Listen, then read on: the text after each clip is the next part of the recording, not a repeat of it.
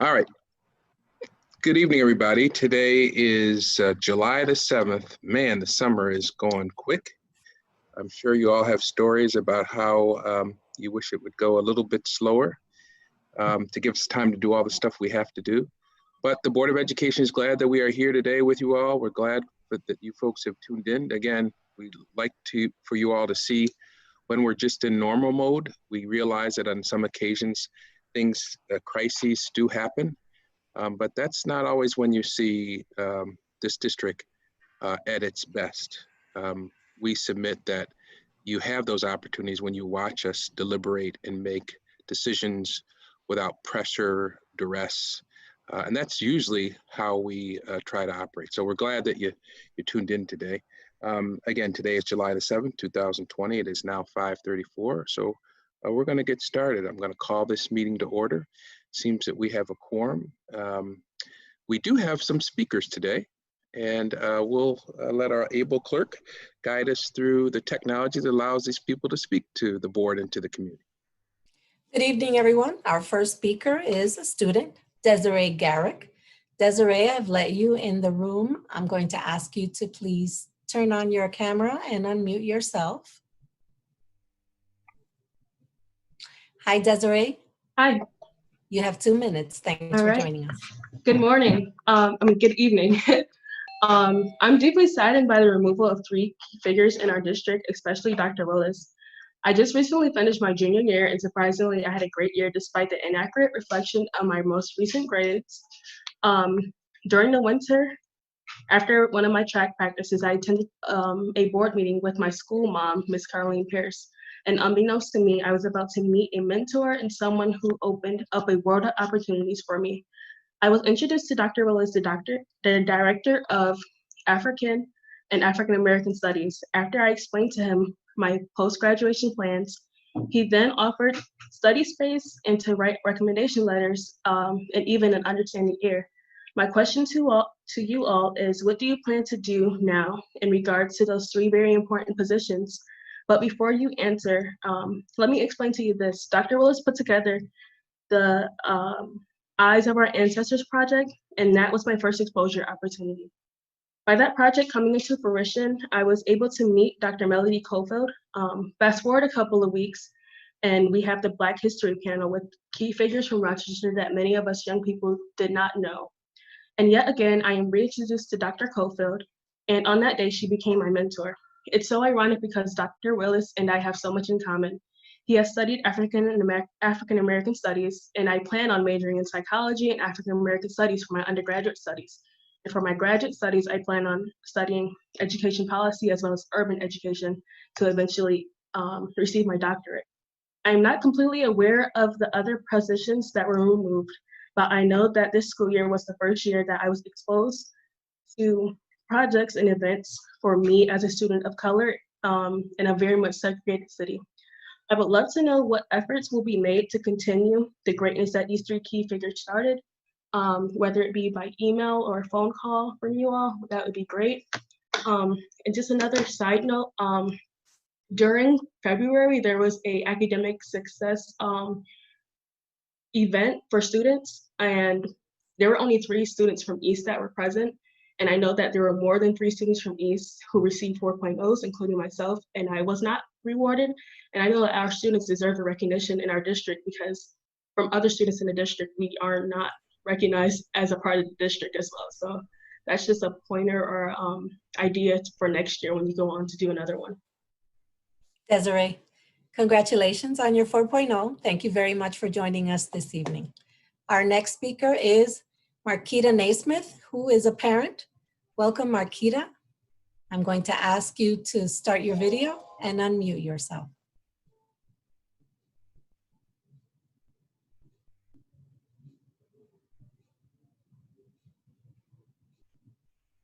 Can you hear me, Marquita?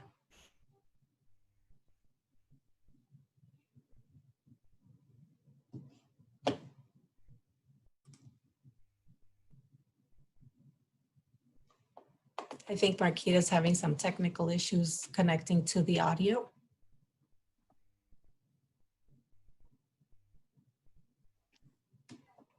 Can you hear me? Welcome, Marquita. Thank you very much for joining us this evening. You have 2 minutes. Oh, okay. I was just proposing change. Um, as I stated in the beginning, I am a homeowner in the city of Rochester. I have also worked in the district as a nurse, and I've just noticed things working as well as being a person in the community. So I just proposed that we start employing people who live and work in the city of Rochester instead of hiring outsiders. So,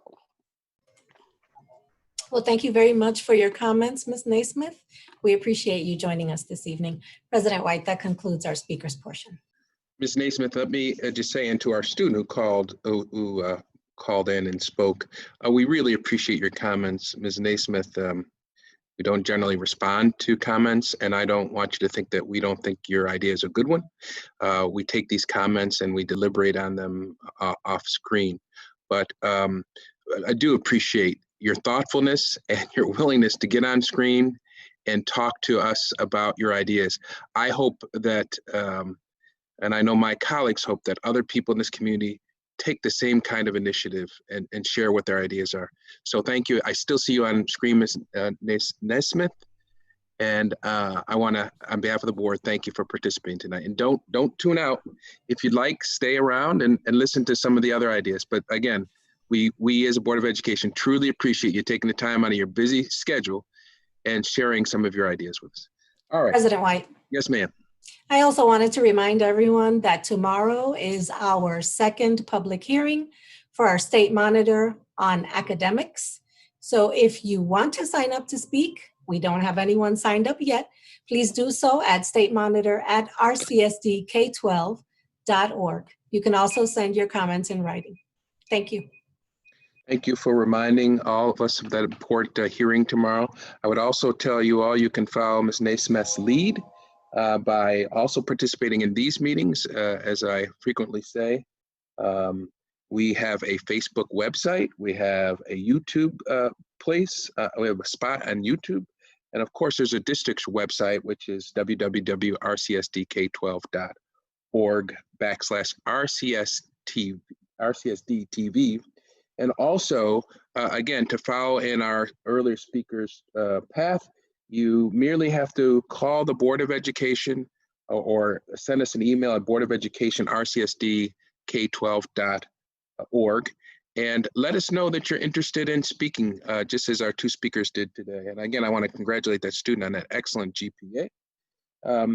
All you have to do is leave the board staff your name, your affiliation, student group, community member or staff, your telephone number, and the specific topic that you wish to address. It can be ideas, it can be criticisms, it can be concerns, and don't forget the board every now and then, in the school district every now and then, maybe it's important for us to hear what we're doing right so that we replicate that. All right.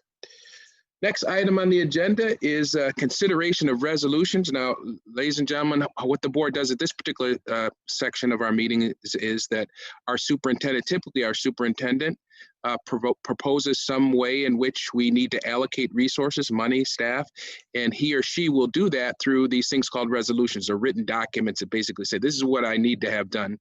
This is the money that we have for it.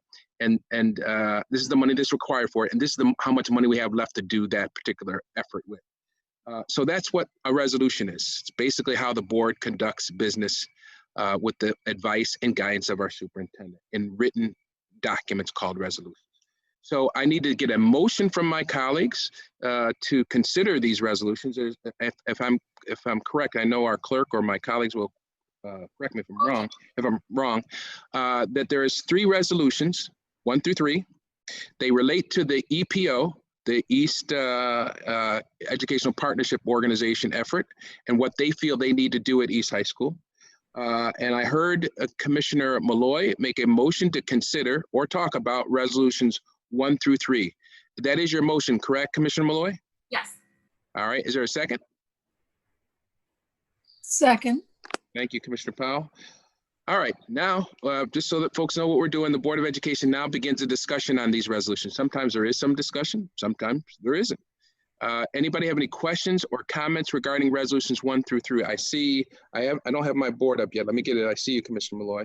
Commissioner Malloy has a question or a comment. More of a comment than anything else, but hopefully Dr. Nelms can answer that for us.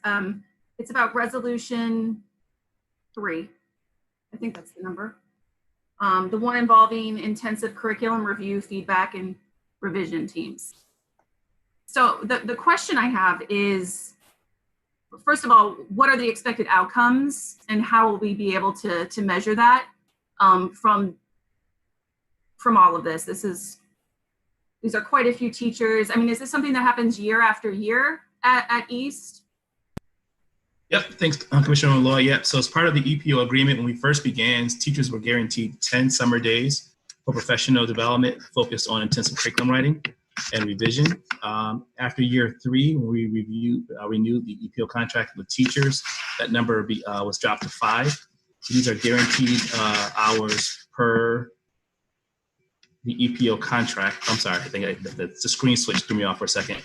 Guaranteed hours for curriculum development. In terms of impact and support, I reminded the board in the past that these are hours that support the development of a district-wide curriculum grades 6 through 12 that I know parts of it will be considered in the future, hopefully, for implementation across the district. So the impact would be of the materials created for students, and then the impact academically would be the graduation rate and classroom and course passing rates that we continue to monitor. Right. And I appreciate that. So sorry to interrupt. I appreciate that. However, I'd like to see exactly, as a board member, what is being produced during that time. So can you show us the product that was produced? So I had the opportunity to sit down with some of the curriculum developers for social studies last week, and I saw just the amazing work that they've done, culturally responsive, amazing stuff. But for this specifically, I think that it would be helpful prior, like board members approving something like this, to think about, what exactly is being created so that we can see maybe the finished product afterwards. Yeah, all right, thank you for the clarity. I thought you wanted something else in terms of data. So absolutely, yeah. So the curriculum materials are available. I'm more than happy to present on that at an upcoming board meeting so people can see the type of material that's been created. This year, because of how we ended the school year, how we anticipate opening it, we're going to have some of those days dedicated to helping teachers learn how to teach better online, so that if we have to do a hybrid type of model, teachers will be prepared to provide quality instruction for all students. And yes, and I can also provide, as a follow-up to the board, the agenda for the days ahead. I can provide that also. Thank you. Thank you. Thank you. Dr. Nelms, I just wanted clarity because you said district-wide. Right now, it's just relegated to East. Eventually, we might be able to take a look at it, but right now it's just East teachers and it's developed for the East EPO. So what I meant by that was what I reminded the board in the past is that this curriculum is the property of the school district because the board approves a resolution. So in the past, people have considered it just for East teachers, and that's been some scrutiny that we've received. And I'm saying that it's and prior to your hire, the former superintendent made the curriculum available to the central office staff. Okay. And at one point said that it would be available for teachers, but it never got shared. So it was more me just catching people up who might be listening to that. But you're absolutely right. Right now, it is not in every school. And to those listening, one of the first things that we've done, Dr. Myers and I, is to understand more about East, me understand more about the district and looking for opportunities to share. And curriculum might be one of those opportunities to share. So that would be wonderful. So as you're going through the process, we'll make sure we reach out. And then wherever you get to a point where you're comfortable sharing, or it's at a point where you can share, we'll definitely come and meet with you in the spirit of collaboration and partnership. I think that's important. Thank you. Dan, you're muted. Commissioner, thanks. Commissioner LeBron? Yeah, thank you. And I do want to thank Commissioner Malloy because she opened up some of the questions I had. So in regard to this curriculum, we have had presentations on the curriculum that was put together and only utilized at East High School. So I was curious to see what work they were going to be doing that was going to reflect changes on the curriculum that has been presented to the board. And then in addition, you mentioned 10 hours of professional development, but the resolution actually calls for 30 hours for a number of teachers for professional development. So I wanted to understand what those 30 hours were going to entail in terms of professional development. I'm sorry, if I said hours, I meant to say days. So in the past, it was 10 days of professional development minimally. And we moved that down to 5 days, knowing that some teachers will have more based on their role. So some teachers are teacher leaders, others are serving roles that require them to not only instruct the curriculum, but also to plan it. One of the things that we've been doing is minimizing our reliance on consultants. So we started to cut consultants after year 2 and to have more in-house training, which is cheaper. And also it's more sustainable for teachers to be doing that training as they go.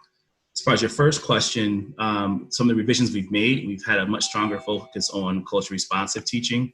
That's something that was part of our 5-year plan. I can share that with the board too. We had a 5-year initial plan, and now we have another 3-year plan for curricular instruction.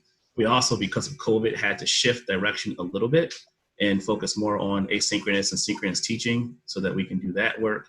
So the shift that you'll see would be a stronger focus on culturally responsive teaching, revising some of the units that have already been created. For example, we are using more culturally rich texts and removing some of the older ones that we've been using, things that are more relevant. Our students want to ask for some certain texts like The Hate You Give to be used in our curriculum, so we're making some of those adjustments. But I think the most urgent matter right now, just simply based on how we're doing schooling because of COVID, is making sure that our teachers are prepared to teach asynchronous and synchronously, depending on how we open schools. Sean, so I guess my question is, can you show those adjustments as well? Right?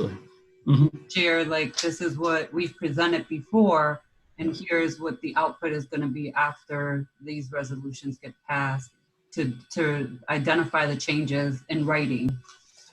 Absolutely, yeah. And I would say we haven't done for the entire board a thorough presentation. We had talked about doing that at a board retreat. I think some board members like yourself, Commissioner LeBron, who came by the school to see that, may have a deeper understanding of what the curriculum looks like and actually format it. So we can definitely put together and share what the first 5-year plans were. We can run through what the presentation looks like in terms of the platform that's being used and the resources, and then also illustrate in writing some of the changes that have happened over the past few years. But you'll see there's a comprehensive plan that takes you through step 1 through step 5 of the plan, and then another plan is being developed that has already been developed for moving the curriculum forward. We can share that as well, and I'll make sure we send that to the board. Okay, I just want to note, though, there was a presentation that was at one of your board meetings that was a public presentation that you had a team of folks from East come out and present the curriculum. Right, That's on the record. On the record, we presented the reading curriculum to the board. We did not do the entire curriculum, which is grades 6 through 12. And so what I'm just suggesting is that it might be useful for us to share the entire curriculum 6-12 so that the board understands what that looks like. And I think it also would help inform the community about what the resources that are there. So I'm not debating if what I presented. I'm just simply saying we may need to, it may be beneficial to all board members, particularly the ones that are new, to see the entire continuum and the thoughtful process behind how the curriculum was written. I was trying to be clear. I wasn't trying to argue or to debate that. I was just trying to be clear that we have not presented the curriculum in its entirety to the entire board. Only those board members who actually visit the school would have seen that. Okay.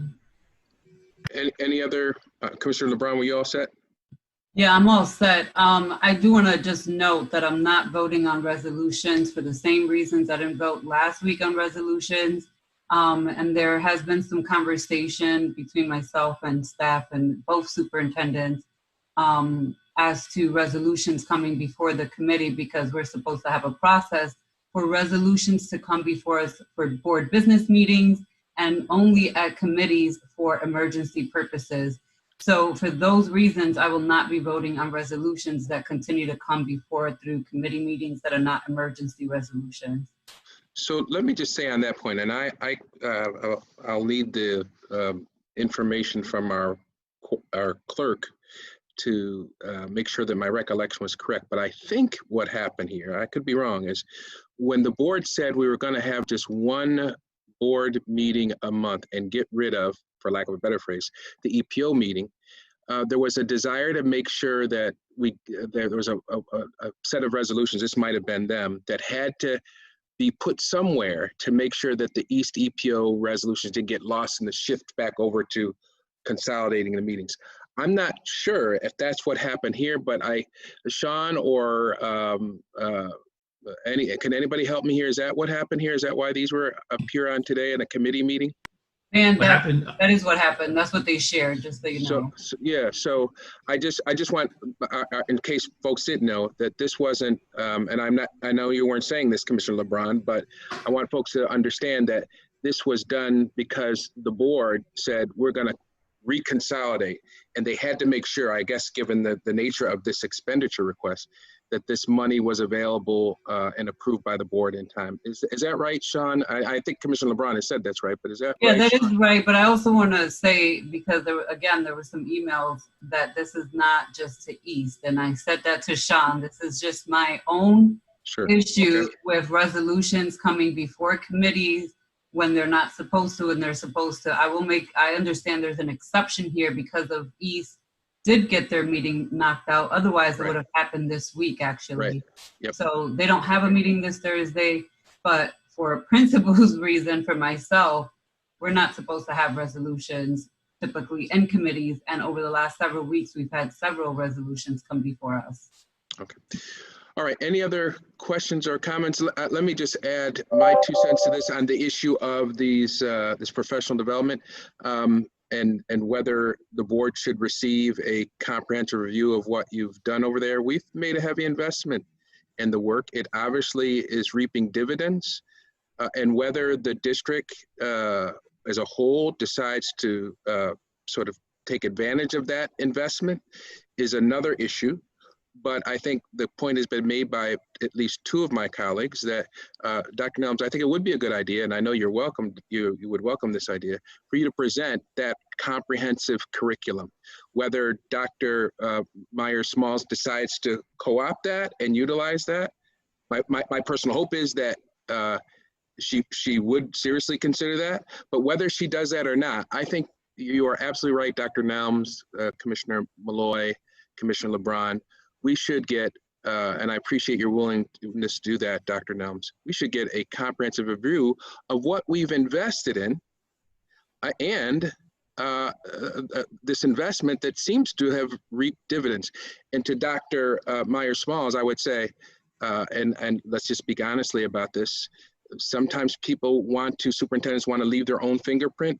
Well, for what it's worth, this is the investment that the Board of Education made in a curriculum, and my goodness, if it's working and it's reaping dividends, and that's up for you to decide, Dr. Myers, but if it is working, there is no need to reinvent the wheel. And here's the other problem. I was cleaning out my office upstairs that I dedicate to the district stuff, and going back to at least Jean-Claude Bizard, we've had superintendents come in here, say they're going to design a curriculum. I gotta tell you, those notes, Dr. Willapau will remember this, talked about a Rochester curriculum, I think is what it was called. And a very well-respected educator here who ran Wilson High School. Help me out, somebody. Willa, you Dr. Marilyn Patterson Grant. Marilyn Patterson Grant headed that, thank you, headed that effort. And it wasn't comprehensive. It wasn't 6 through 12. I think it was a subset, but we invested a lot of time and nobody's talking about it now. It's gone.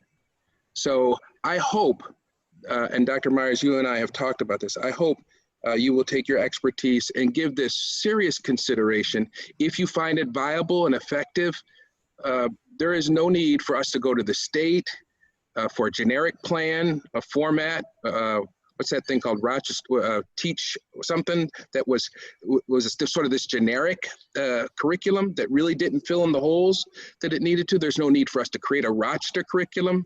If this thing works, let's get it done. And what I find a little bit regrettable, and it's not as no fault of yours, Dr. Myers-Smalls, is that your timing is such that you just got here.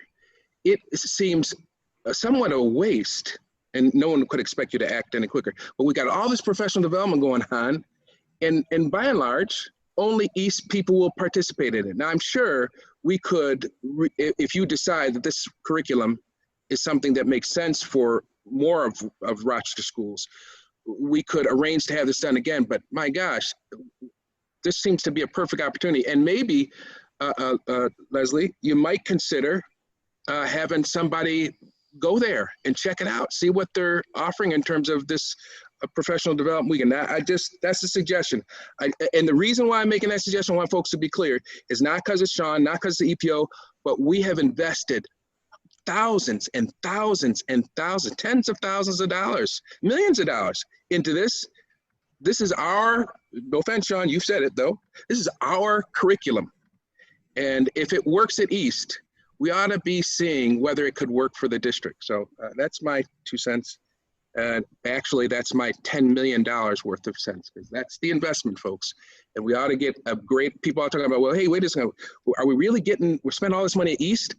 Well, let's talk about spending that money so that it affects the rest of our students. Everybody says, oh, East is getting all this. If we start teaching our teachers to teach this curriculum, then it's not East expenditure. It's for the entire district. So, all right. Yes, Commissioner Malloy. And we haven't budgeted for it. That's the only thing. Right. We could send administrators, but we haven't budgeted for it for the other schools in Rochester. So I just want to be, I would want to be clear. I wasn't suggesting that we send teachers and everybody there. You might want to send 1 or 2 administrators to check it out, you know, or one of your leaders. No, I absolutely was not saying teachers and administrators. I'm saying send somebody there, one of your leaders, to check it out, see what they're talking about, right? Commissioner Malloy. Yeah, I just wanted to add, I don't disagree with you, but I think, you know, I'm going to approve these because I value the East experiment. However, as a teacher, I would love to have professional development over the summer paid so that I can prepare for my classes in the fall, which we don't know what those are going to look like. And we're still awaiting, you know, from the state and what their decision is going to be. So it just seems, I don't mean to say this, I mean, it seems unfair that some of our teachers get to engage in this preparation work for the crisis and coming back to school when that's not available to all of our staff. And so it puts, I love the East experiment and I'm going to support it 100%. However, the inequity issue is something that concerns me, and all of our teachers should have the opportunity, ideally, to participate in this type of professional development that is paid so that they can prepare for the fall and for that unexpected. So those are my 2 cents, how I'm feeling. And I just want to add one thing, then I'm going to let it go. So just again, I think context always matters, and you always hear me say that. Every year there's a symposium we put on for the community, and we made it available for all teachers in the district through the PDI incentive, because that was the only way we could actually get it into the hands of teachers without going through the political back and forth. And there were a lot of teachers from RCSD who participated in that. I know it's not the summer PD, but that also might be a model that we consider in the future, because teachers have to get PDI hours anyways as part of their contract. There's a bunch of different things that Dr. Myers and I can speak about in terms of how that might be extended. But I just want to be clear to everyone that from day one, well, prior to Dr. Myers' start date, since in her role at the state level, she has talked about curriculum being an important place for us to collaborate, coordinate, and share more broadly. So whatever that looks like, if it doesn't have to be a wholesale adoption, even if it's just a planning process for creating something different or something new, we have been collaborating from day one on these topics as well as others as well. So I understand that it may seem, to use the word unfair, but this is how we chose to use our receivership powers. And I believe that looking at how those receivership powers and dollars might be spent in other schools might be helpful also. But again, this is in an attempt to help inform what happens more broadly. We can think about how that looks moving forward. And so that's our goal. So Dr. Nelms, can you work out with our clerk when you might make that presentation, whether you would do it in a board meeting or at a retreat? So could the two of you just sort of follow up on when the board might hear about the comprehensive curriculum? Could you do that for us, set that up? Yes, we will. Thanks. Okay, before we move on to the balance of our agenda, and this should be a quick one, folks, should be. I wanted to note that Vice President Elliott is not here today. I'm sorry, Superintendent Myers, were you going to say something? Don't you need to vote on the resolutions? Oh, yes. Yeah, thank you. Yeah. Thank you. I mean, Don, I'm trying to help you out here. I appreciate that. Well, that's why I stopped, because I said, why is she looking at me funny? Okay. I did wrong. So thank you very much, Dr. Myers. I appreciate that. Let's vote. All those in favor, please make sure your video is on. All those in favor of resolutions 1 through 3 indicate by saying aye. Aye. Aye. Aye. Any nays? Nay. Thank you. All right. Thank you again, Dr. Myers. I appreciate you having my back. That's why it's good to look at these screens, because y'all should have seen her face. She was like, So I got the message. Okay. Before we move on to the balance of our meeting, I wanted to note that Vice President Elliott is not in attendance today. People may have noticed that. She is mourning the loss of essentially a family member to a lot of people in this community, and I'm remiss for not mentioning it, although I don't think it missed anybody's attention. Assemblyman David Gant passed away this week. Many of us have a variety of stories regarding his work in this community, and they are a variety of stories. But what I believe most of my colleagues and most people in the virtual world and outside the virtual world will say is that was one committed man to his view of improving Rochester. And David would tell you if he did not agree with your view, and he would be very straightforward about it. And I'm sure all my colleagues, miss the kind of public servant who is honest and straightforward about what he or she feels this community needs. That, ironically, I think is missing in public discourse. And I think that is why David Gant will be missed, certainly by me. He and I were not political friends, but what I will certainly miss about him is his straightforward talk about what he thought about you, and most importantly, what he thought about his beloved community. And that, no matter what side you come on in that, has to be missed. So our prayers and our thoughts go to his family, both biological and spiritual, and you are in our thoughts. All right, next item on the agenda is we have new business. And what we've decided to do is a number of board members have a number of matters that they'd like to bring up before the full board, and some of them involve questions to our superintendent.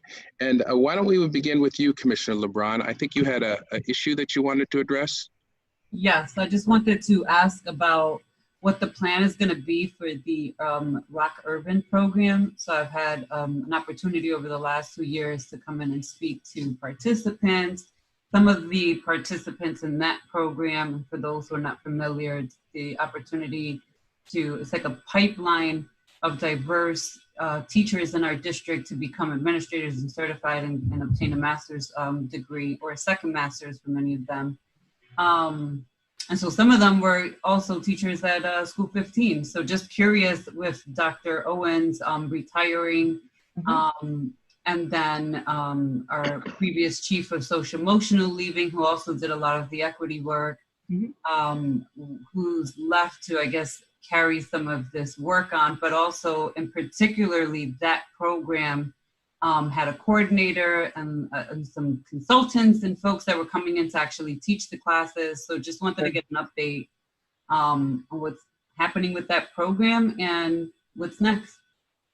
Sure. So I'll just start briefly by saying that I did have the opportunity to address the incoming candidates on a Saturday. I spent some time with them talking through, and I got a better up-close understanding of the program. But I will turn it over to Deputy Superintendent Linda Quick, as she's been the point person through the transition, and she can explain to you how we're maintaining continuity of the program. Thank you, Superintendent Smalls. Let me just go back a little bit to the original Rock Urban inception that was grant funded through a P20 grant through the State Ed Department. And that grant spanned from a period of October 1st, 2018, and was to expire on September 30th of 2020. On June 16th, we received an email from Dr. Sweeney confirming that the grant was going to be extended, not through an RFP process or a competitive application process, but that the State Ed Department, in light of COVID and all of the other things that were happening, was going to extend it for 1 year for the current grant participants, of which we are one. So that would allow us to put a second cohort through under the grant. And so that grant period has been extended from October 1, 2020 to September 30th, 2021. We have 16 applicants for cohort number 2. It is an accelerated program that takes approximately 1 year, just over a year, to complete 30 credit hours, including an internship.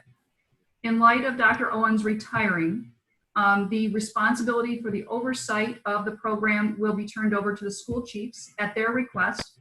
We have been meeting with Dr. Sweeney at the State Ed Department about the program design and have submitted documentation to him in the form of what's called an FS10, which is the budget document for the program, which also contains a budget narrative and deliverables under a grant timeline. We met with him last Thursday to review that.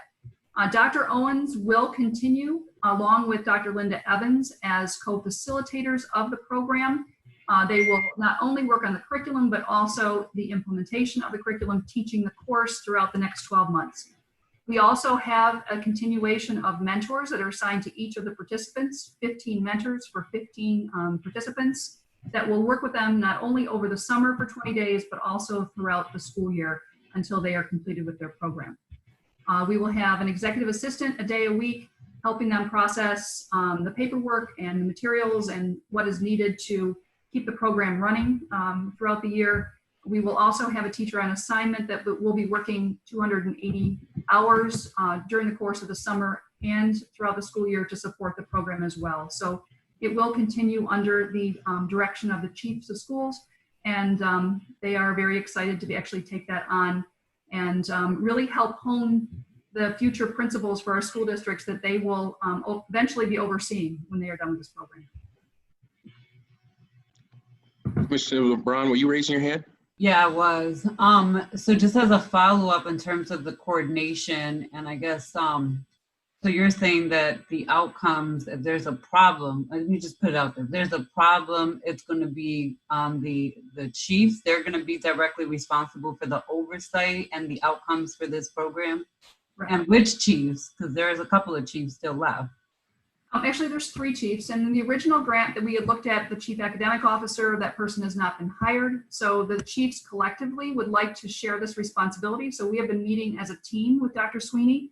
Last Thursday, he met with all 3 of them to discuss the program outcomes, the deliverables, competencies that are supposed to be delivered as part of this program, because every principal prep program in New York State has certain competencies that have to be met.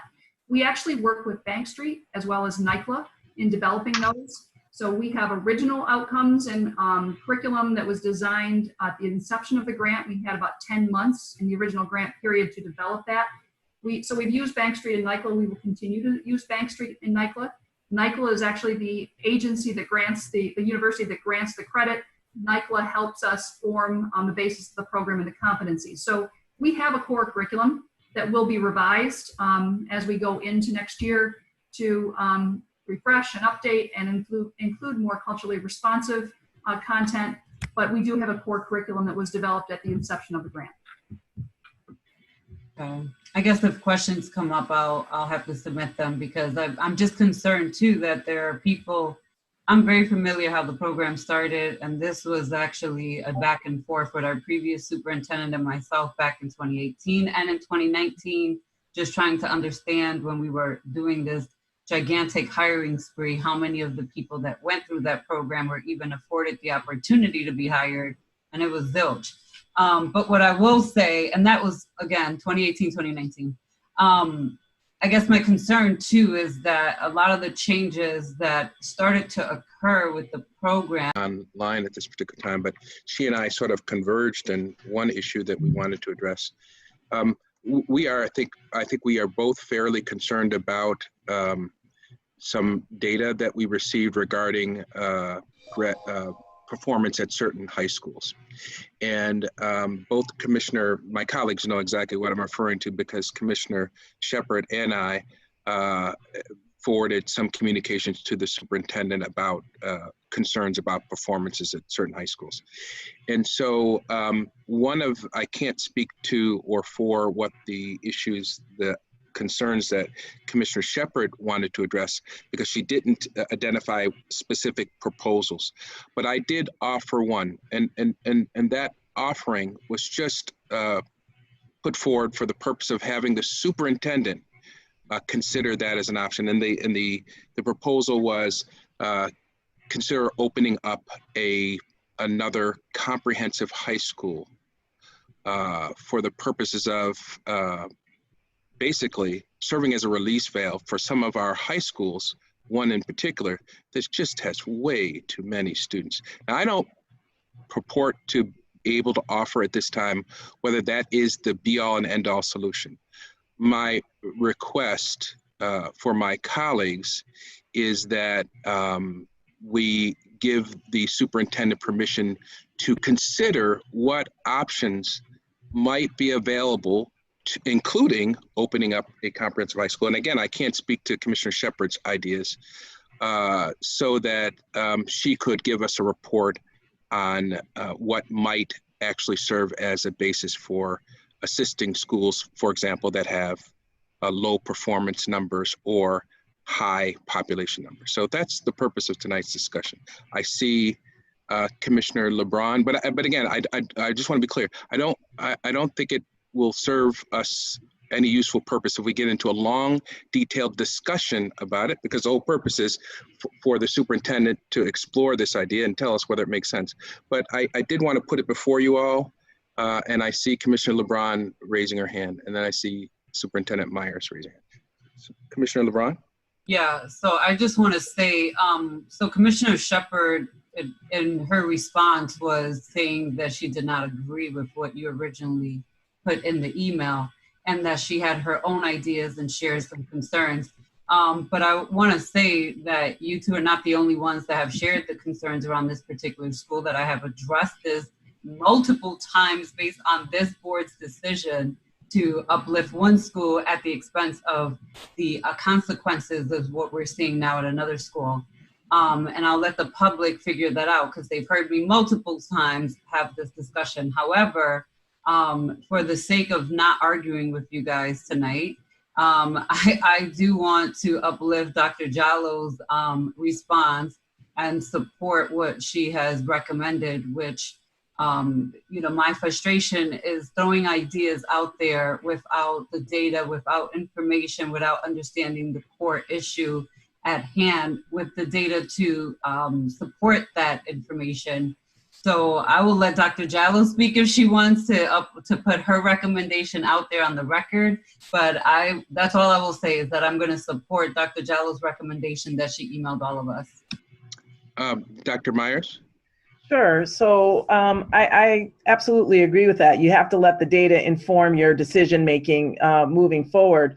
But I think we do have an opportunity to look at our current configuration of our high schools and to look how we might reimagine or do something differently. So, before President White even put that email out, I'd been thinking about just knowing what I know data-wise coming into the district and studying it for the past 6 weeks of what we're what the current academic performance of our schools are. And so I am looking at some things that I eventually would like to come back to the board with.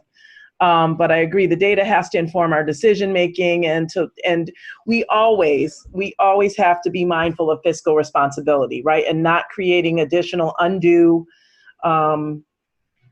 financial burden or stress to our district and to our community. But I think there are some innovative things that we can look at, and there's some reimagining that we can do relative to our secondary schools. Dr. Jallo?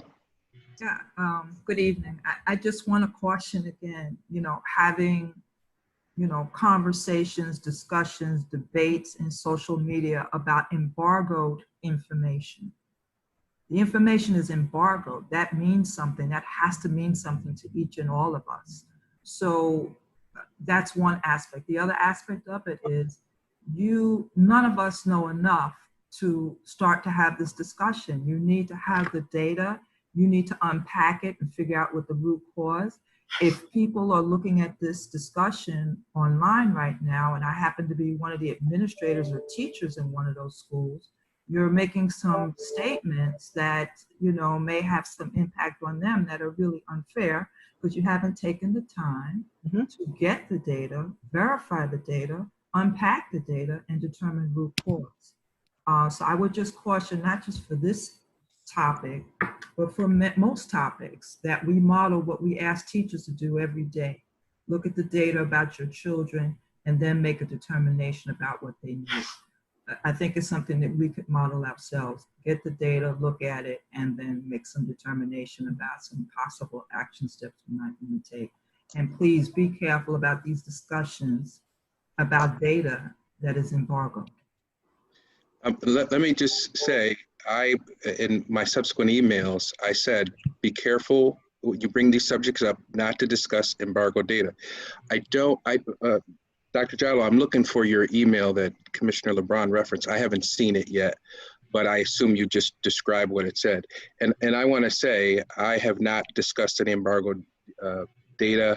I don't know about any social media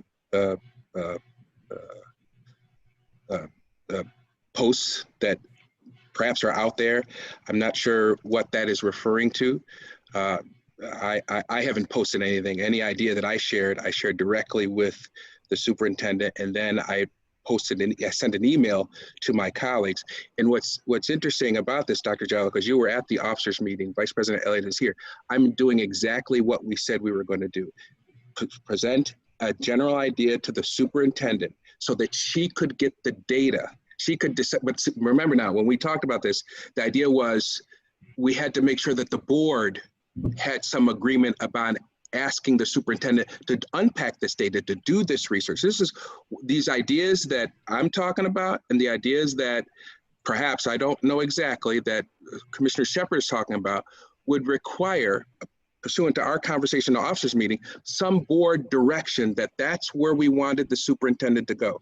And by the way, I spoke to Dr. Myers-Smalls about this, that I was attempting to do what we had agreed should be done. Before asking the superintendent to unpack data, to do research, you got to figure out whether at least four board members want to do that. So that was the purpose of that email, and that was the purpose of this discussion. Again, I can't speak to a social media post or anything like that. I don't want to debate. I'm just offering this as something for the board to consider when discussions go out in the universe. Yeah, that's all I'm offering this evening. And all I'm offering is this general notion that there is an idea that in order for it to move forward, I can't just say, remember we talked about this, I can't just say, hey, Dr. Myers, I want you to research this idea of blah, blah, blah, blah, blah. I can't do that. The board, at least 4 board members have to agree to that. And that was the purpose of this discussion. We'll be offering it up today. I see Commissioner LeBron. So if that's the case, I think we should wait for the other commissioners to be here, because if we were voting on this right now and my email was clear, I'm not support of the idea that you presented in the email. And I didn't know that you didn't receive the reply. I don't know why. I sent 2 replies actually, because there was another commissioner that was in support with you, and we went back and forth. So I just want to put it out there. I'm a no. I'm positive Commissioner Shepard's a no, but I will not speak for her officially. But I did talk to her offline earlier today around this very topic. I did see Commissioner Malloy also responded, very thorough email. Also, and she can speak for herself, but she was real clear where she stood and also why, and had some good suggestions in that email too. So I just, at this point, would rather wait till the full board is here. But I do have to tell you, Commissioner White, that your email kind of came across to me this morning as a request to the superintendent that she start looking into it without this conversation happening. And I felt that it was almost premature for that request. For me, that's how it landed for me. It was almost like a directive to the superintendent to do this versus, hey, we're gonna have this conversation at the meeting later. It was only after some email exchanges that it was put on the agenda for tonight. Well, Commissioner LeBron, if you read, I'm not gonna bother to pull up that email. If you read that email, it clearly lays out what the process would be. It doesn't say, Leslie, you have to do this. It says, if the board, I'm paraphrasing it now, but it says, if the board approves this, then Superintendent Myers would then do the due diligence, the stuff that Dr. Jallo talked about, unpacking the research, and then she would come back to us and tell us what her thoughts were. That's, if you read that email, that's clearly what it says. There's nothing in there that suggests that I'm telling her to do, and you weren't at the officers meeting, but the reason why I did it that way was we had a meeting, an officers meeting, and we talked about, to be fair to the superintendent, and so that we're asking for things that the board agrees to as a body, that these ideas should be brought to the body, see if there's some consensus around the extensive work that's going to have to be done on these kinds of topics. As Dr. Jallo said, this stuff has to be based on data. There's going to be a lot of work that has to be done before she could reach her recommendation. So the idea was to bring these thoughts to the board in a general way, see if there was some desire for the superintendent to do all that, again, I'm using Dr. Jallo's words, all that unpacking and research and data. And if the board said yes, then she would do it. But if the board said no, she wouldn't have to do all that work. That, if you read that email, that's exactly what it says. Commissioner Powell? My thoughts were around that very last statement you just made. That is, if there isn't a consensus here and now to move forward, perhaps we can't because of the absent members. We're talking about the board giving directive or direction to the superintendent. There's nothing that prohibits the superintendent from going ahead and exploring and analyzing the data and exploring options on her own and bringing them to us on her own initiative. I agree with what both Commissioner Powell said and what Commissioner LeBron said. We're missing at least 2 board members. Commissioner Powell has made the suggestion that if she wanted to, she could do this on her own. So I don't feel a need to have a vote on this today. I'm not afraid to have one, but there's no need to. But I want folks to understand why I offered it up. It was in response to trying to be diligent, in response to an agreement that we had at the officers meeting about how we should ask the superintendent to do things. Because it's not fair that a single board member could come in and say, I need you to do all this unpacking, and then the whole board doesn't want it. So that's what this was about. But we don't have to make a decision right away. And again, ultimately, if Dr. Myers-Smalls wants to make a proposal, she'll do that at the appropriate time. Any other comments or questions? All right, listen, we are doing really good. The schedule says we should be done with this portion of our agenda by 6:30, and we are done. So when we do our survey, and remind me to have us do our survey, we can really say we moved this agenda forward. The next item on the agenda is the policy committee is going to discuss a few topics. The first thing that we would discuss in the policy committee is minutes. One of the sets of minutes had to be pulled. There was an inadvertent error. So we're not going to vote on June 2nd, 2020 minutes, but we are going to vote on the minutes from March the 3rd, 2020. All those in favor of adopting those minutes as written by our able staff, please indicate by saying aye. Aye. Aye. You need a motion first?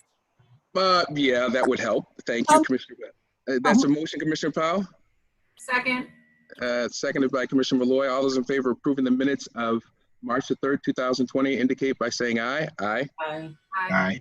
Thank you, everybody. Any nays? All right. Next item on the agenda is policy review. Dr. Myers, I understand you have some recommendations in the area of conflict of interest in the Code of Ethics. Is that right? Yes, we worked with Dr. Jallo on that.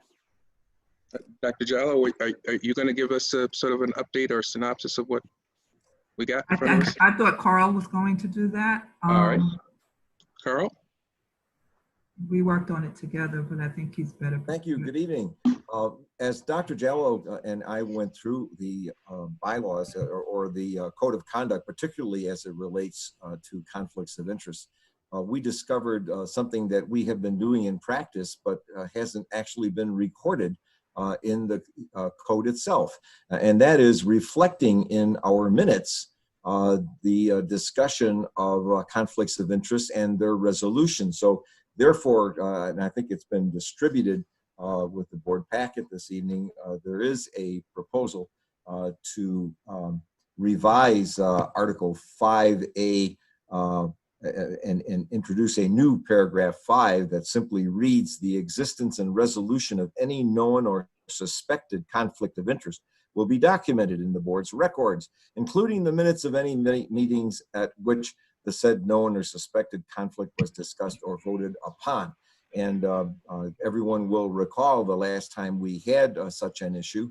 That's exactly how we handle it. The board members involved made the declaration. It was considered by the Conflicts Review Committee. It came back to the board and the conflict was resolved on the record and I believe reflected in the minutes.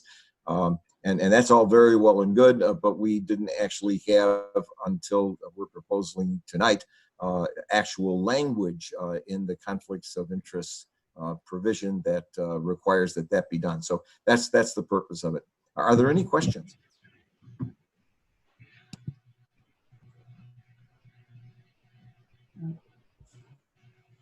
I don't think so, Carl. Then, Mr. President, if someone would be kind enough to move the question, then we'll get this amendment accomplished. Unless, no, this would only be considered one of the readings required by our policy. We can either suspend that and vote the matter tonight, or the committee can simply resolve to move it to the meeting of the 23rd.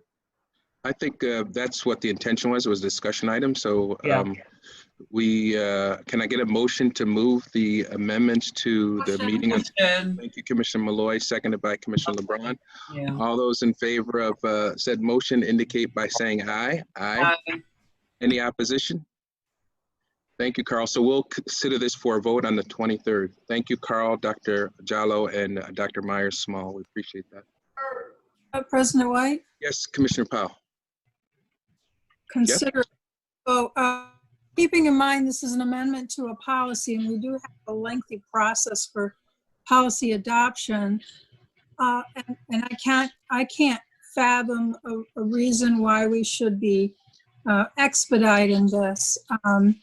The multi-stage process is mostly to allow the public input into it. So I think if we were to treat this or minutes of this meeting as the information item, then it would still, at our next business meeting, would be a discussion item at that point. And then we wouldn't vote on it till the business meeting. Following business meeting.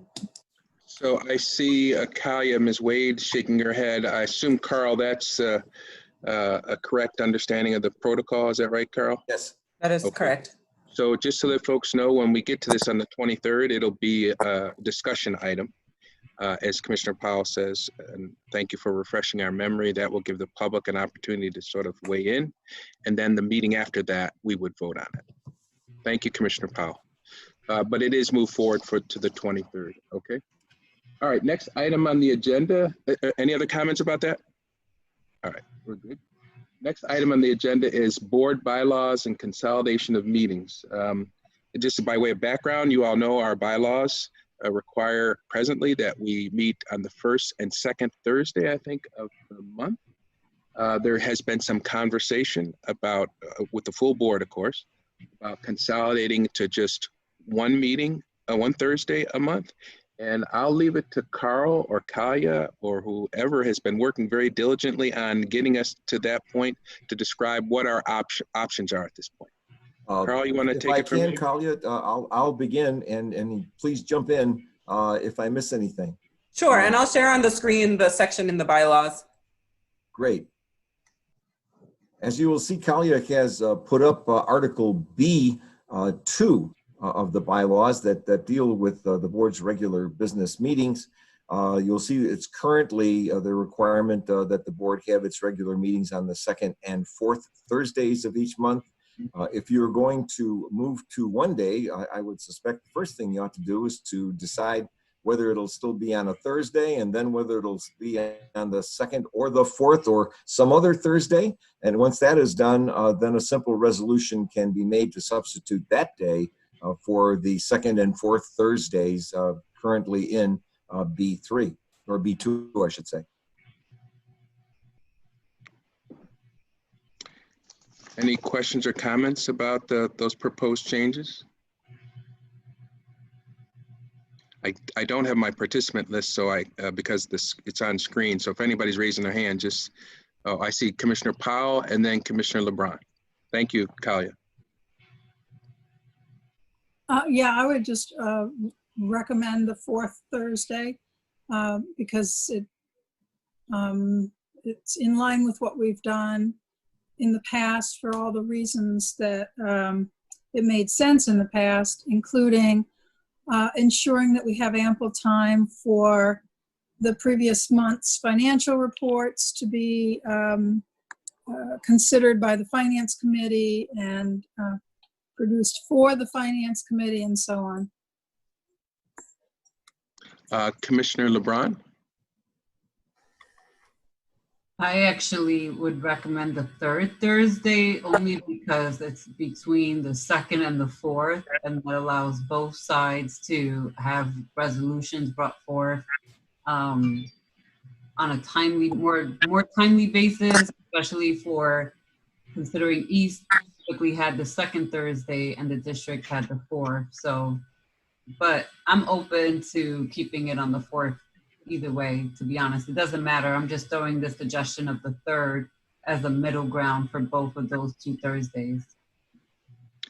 Dr. Myers, since your team is likely to be greatly impacted by this, what do you say about this? Do you have any ideas or thoughts? I would say the last Thursday. This Thursday. The fourth, because Fourth it might Thursday. not be the last. I'm sorry, fourth. Commissioner Powell and Commissioner LeBron, since you both addressed it, does that, how do you feel about that? The only thing I would add that I didn't say before is we have at one point, we did at one point in time have our meetings on the third Thursday. And sometimes with the way the calendar falls, that makes it too difficult for the finance team to get financial reports prepared and then through a finance committee meeting. So part of the reason that the fourth Thursday came into existence in the first place had to do with giving the finance team ample time to produce the monthly reports from the previous month. Kalia, Ms. Wade, I see you raising your hand. Yes, I agree with Commissioner Powell. I would also note that the board already did vote on a resolution regarding the academic year calendar that does place the business meeting on the fourth Thursday. So really what it is that we have to make a change to the bylaws to reflect that resolution change. So done. Okay, yep, so done. All right. Carl, the next procedural step is? I have one other Yes. thing as well. Yep. The bylaws also, and Carl had raised this as well in our discussions regarding this. The bylaws also puts forward a suggested, well, not really suggested, a template for how the order of business should flow for business meetings. The board may decide if they want to place East EPO discussion items in the order of business to establish that there, or we could just leave it the way that it is and figure it out. But that is also procedurally something that can be done. Kalia, you and I spoke about this afternoon, and what I realized after we spoke is that, and Carl, I don't know what your thoughts are on this, the bylaws also say, just like our chair people of our committees have control over their agenda, the bylaws do say the board president can alter, it doesn't say the agenda, but change the order of business. It's right in the beginning of that paragraph that you're referring to, the order of business. It says that the board president can order another order of business, or the board by majority vote can. So I don't know that we would have to, Carl, what do you think? Do you think we'd have to change something else in the bylaws if we decided to do the fourth Thursday? No, it wouldn't be required, but certainly everyone should keep in mind that there will be East items which would be considered right along with all of the other districts' business. Right. Okay, so Carl, if we do the fourth Thursday, what has to happen next? Oh, I'm sorry, Carl, before you answer that, I see Commissioner Powell raising her hand. Oh, it's only commenting on the East High resolutions. There will come a time when East High isn't a separate entity from us, and if we memorialize in our order of business, then we'll at some point just have to take it out again when he's come back into the fold. So I kind of like the idea of just leaving it to the board president's discretion in the meantime. Carl, what do you think? I'm fine with that, and I would suggest that you invite a motion to be referred to the board with respect to amending Article B2 of the bylaws of the Board of Education to reflect that its regular business meeting will be held on the fourth Thursday of each month. So moved. That motion has been made by Commissioner Powell, and thank you for just accepting Carl's description, because I couldn't take notes fast enough. Is there a second for that motion? Seconded. It's seconded by, I heard Commissioner Adams. All those in favor of the motion as described by our general counsel, please indicate by turning your videos on and saying aye. Aye. Aye. Any opposition? Seems that the ayes have it, Madam Clerk. Thank you, Carl and Kalia, for that work. Next item on the agenda was, I think, review and update of our policy deliverable, our policy deliverables.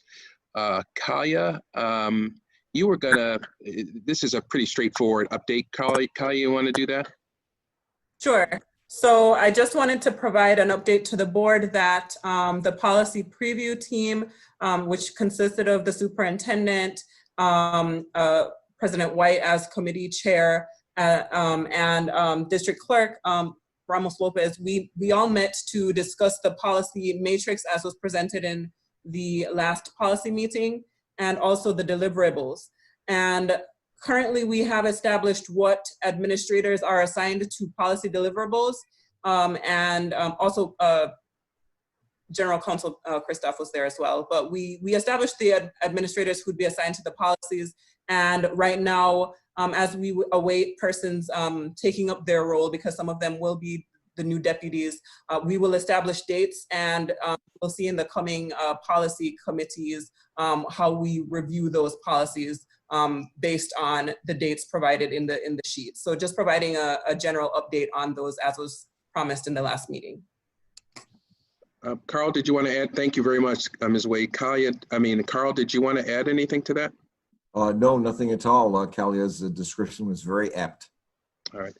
And just by way of a little background for everybody watching, the Board of Education and our superintendent as we work, We have, how we do things is we create policies for the superintendent and her staff to comply with. And there is a methodical, there's a regular process whereby we review these policies, make sure that they're being enforced by the administration and followed through by staff. And we have a great team at central office, including Kalia and Carl, that help keep that policy manual up to date. And thankfully, thank God, we have a superintendent who understands the importance of making sure that there are people that are designated to those particular policies so that they can report to her and so that she can report to us that the staff throughout the district are in compliance with those policies. So that's what Ms. Wade and Mr. Christoph are doing, helping the board stay up to date on that policy manual. So thank you again on behalf of the board for doing that work. And Kalia, you told me in our earlier conversation, there really is no update from the New York State School Boards Association policy. No, right? they haven't provided any more updates since March, so we are good to go on those. All right. So, ladies and gentlemen, that concludes the regular course of our business, but we do have to go into executive session to discuss a brief matter. And just so that we're all clear, Carl's always telling us the difference between this and that. When you go in to meet with your attorney, you don't even have to call it executive session. Everybody, whether you're a private citizen or a group, has the right to meet confidentially with your lawyer. And so we can say we're going into executive session, but Carl, you correct me wrong, we don't even have to say that. We want to go speak to our lawyer. Is that right? Yes, and the euphemism I normally use to distinguish it from executive session is that the board will go into closed session to confer. So that does not require a motion. And the reason why I'm saying that is we're not going to discuss anything outside of legal advice. So to my colleagues, we're limiting the scope. And so the community knows we're just going to go speak to our attorney. But before we do that, I see Dr. Myers-Small has raised her hand. Sure. President White, if you would just oblige me for just 5 minutes before we go into executive session.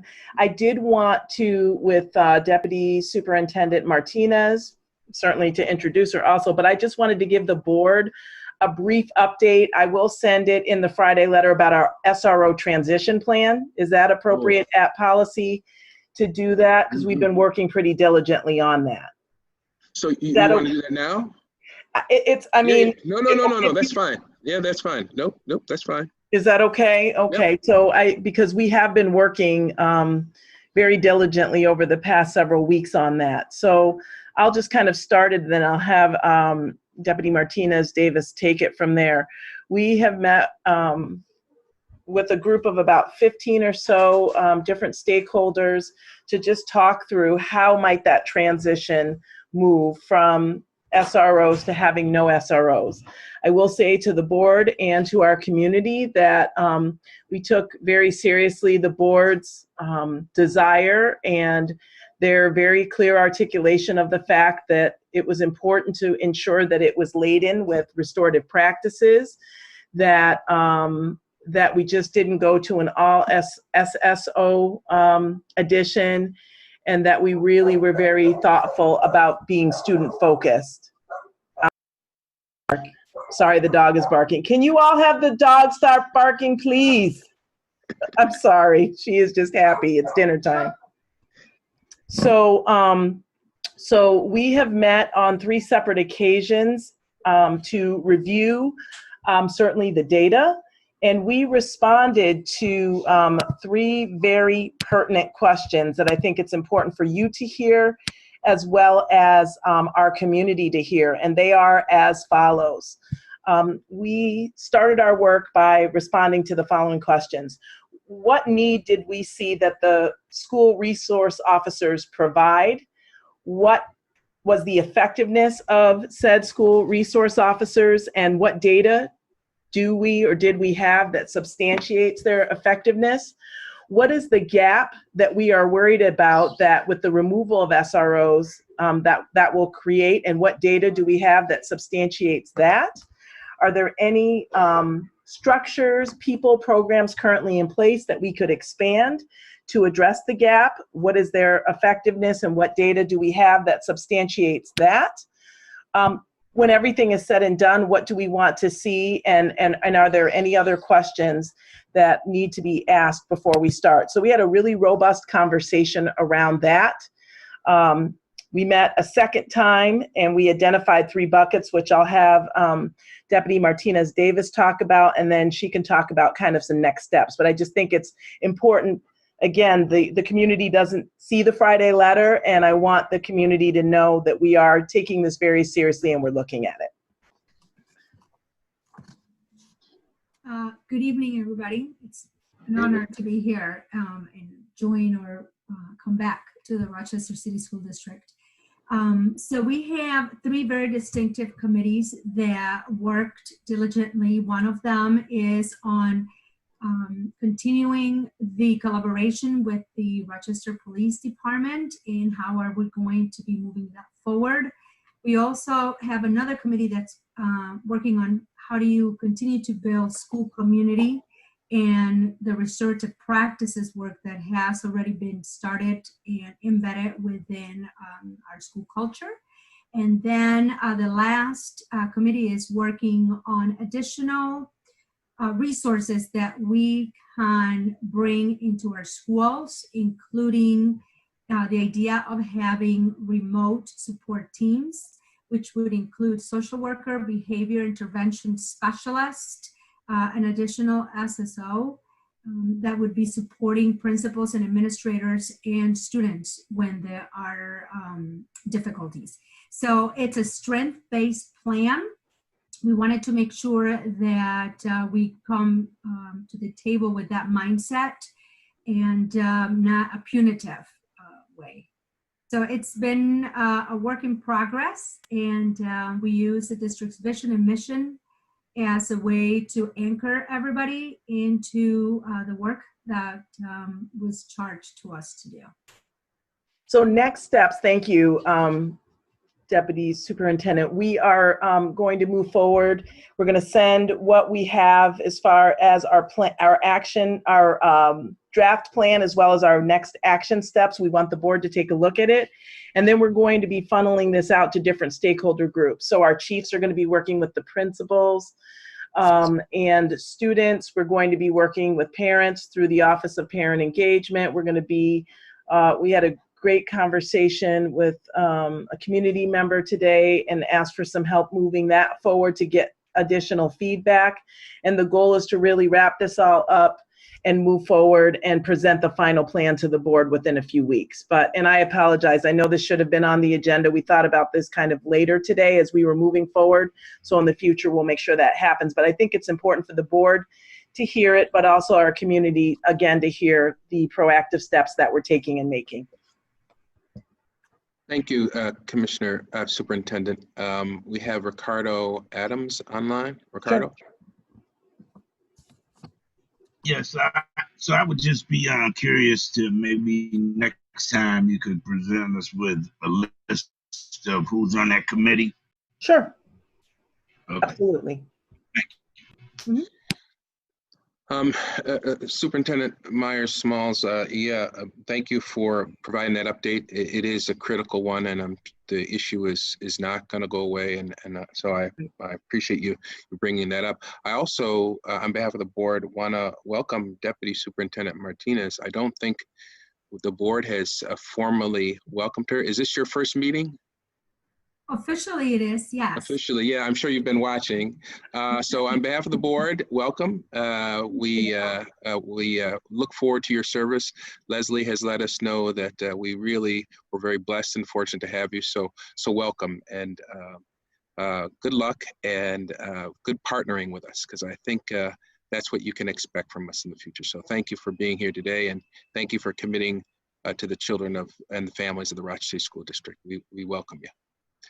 Okay, listen, Deputy Superintendent Martinez, it is now 6:53. If you want to see how we roll as a school board, we are supposed to not be done until 7:30. Now, I know you've been watching our meetings, and so you know we don't always roll like this, but this is good news. This is good news. I think we covered a lot of important subjects, and but we do have to talk to our attorney in a confidential session. So for folks out there who are watching, again, the Board of Education welcomes you, and we're glad you were here tonight. But we're going to have a private conversation with our lawyer, and then after that, we're going to adjourn the meeting. So, as a matter of fact, why don't I get a motion to adjourn right now, and we can say goodnight to everybody. So, is there a motion? I heard Commissioner Malloy. Is there a Excuse me, Mr. second? President? Yes. Mr. Before Christoph. that motion could be in order, after we come out of closed session, I am going to suggest that the board adopt an implementing resolution. Okay, So all right. to recess to closed session, following which we will reconvene. All right, so thank you, Mr. Christoph, for pointing that out. So we are going to come back into open session because he's telling us after our conversation with him, there will be something to vote on. So I need instead a motion to recess. Is there a motion to recess? Thank you, Commissioner LeBron. Is there a second to that motion? Come on now. There is a second by Commissioner Malloy. All those in favor of recessing to go into a confidential session with our lawyer indicate by saying aye. Aye. Any opposition? All right, I think the ayes have it. Ladies and gentlemen, we'll see you on the other side.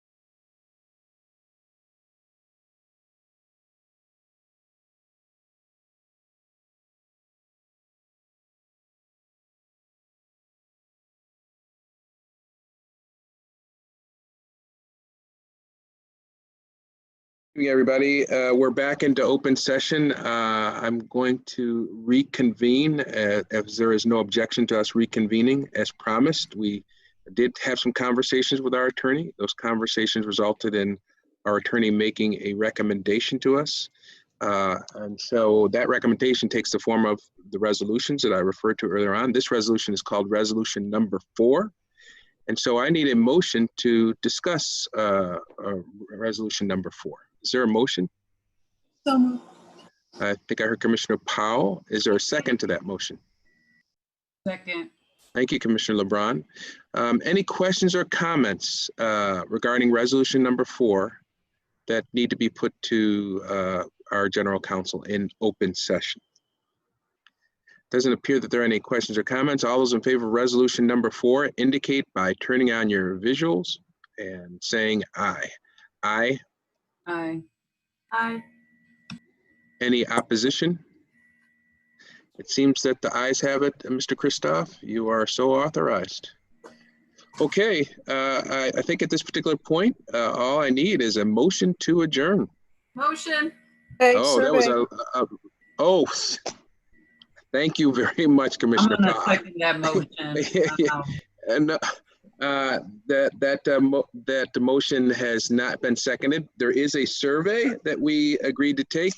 So, Tom, you're going to get that to us. Is that right? I have launched the poll. Okay. So what will appear on our screen? There it goes. All right. Thanks everybody for doing this, and then we'll take the motion to adjourn.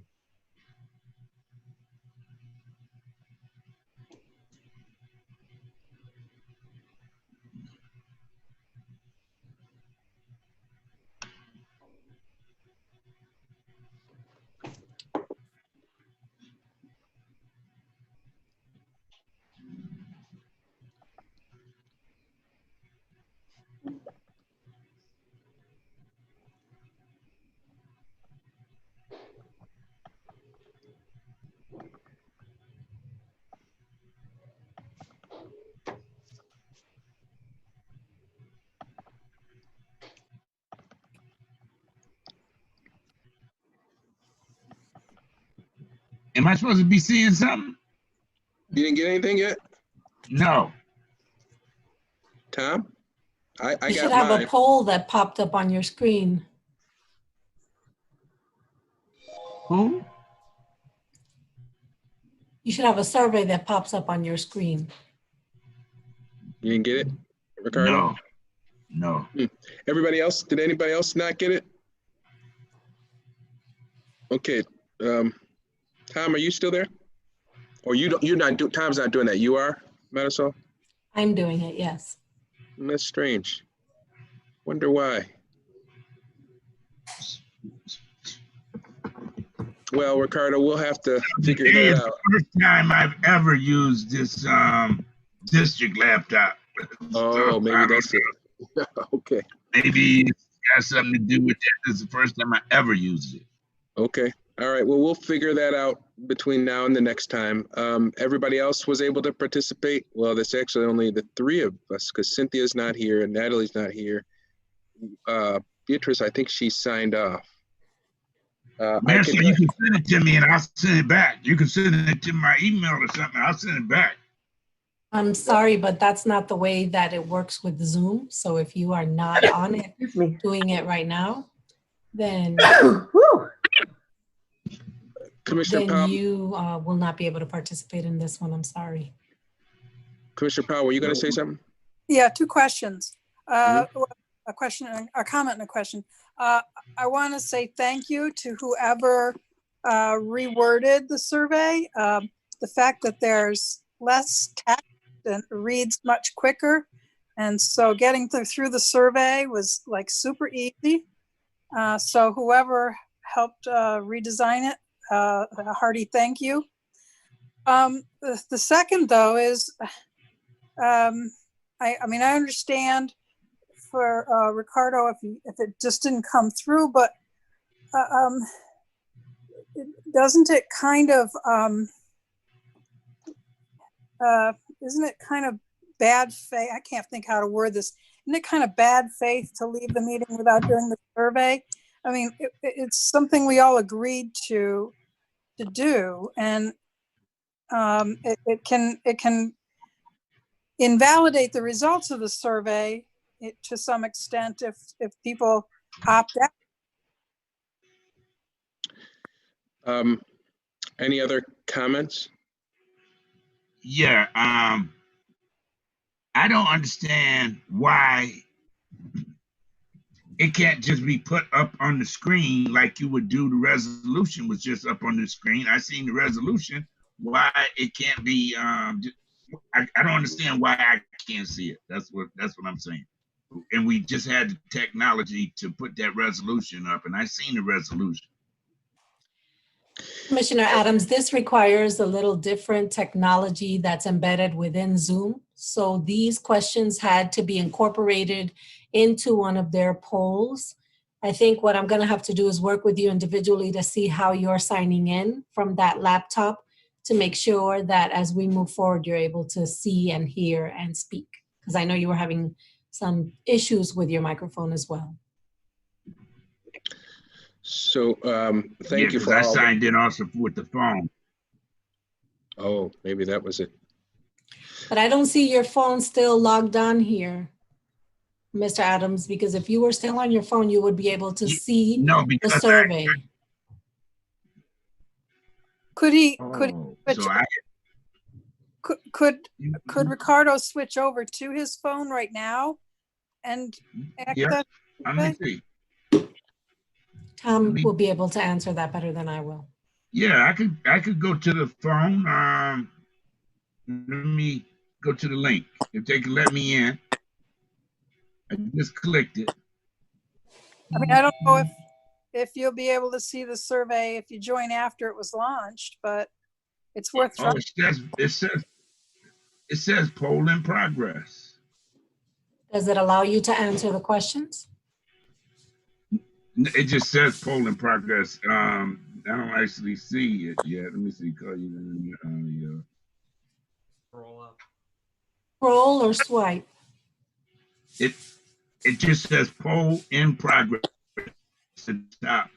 I think it's because you came in after the poll was launched. I have not ended the poll.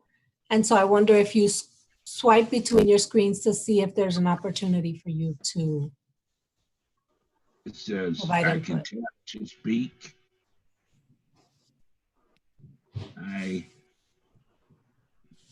It definitely says poll in progress. I'm wondering where is it supposed to be? The video is Ricardo, if you minimize your Zoom, will something else show up behind it? No, he has to be in Zoom. He can swipe. Hold on. It says, were there any violations of our code of conduct? That is correct. Got it. Okay. Okay, got it. Good. Okay. We all help one another, right, Mr. Adams? Yeah. Did we do students?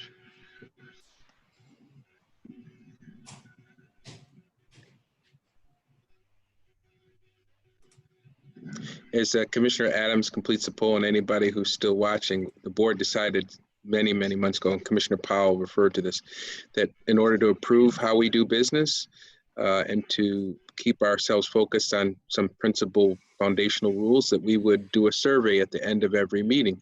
And also to figure out how productive we thought we were, because a day or two after the meeting, we're on to the next crisis or concern. And so this was something the full board agreed to. It's to Commissioner Powell's other point, we should be thanking Marisol and Tom for fine tuning the survey. I talked to Marisol. Marisol had to do some convincing about certain things that had to go a certain way, and they really worked hard. And so Commissioner Powell, we should be thanking Marisol and Tom for their work. They did a really good job. It does read easier. It's easier to get done. It takes what, a minute or two? So thank you, Marisol and Tom, for that improvement. You all set, Ricardo? Yeah. Okay. All right, I'm gonna go ahead and end the polling, and then Tom and I will stay on screen. Excellent. Okay, so I need a motion to adjourn. So moved. Been moved by Second. Commissioner Powell and seconded by Commissioner Adams. It is now 7:18 and we are 12 minutes ahead of schedule. Thank you very much, everybody. Excellent job, and have a good evening. We'll see you at the next meeting. Good night, Good night. all. Good night. See you later.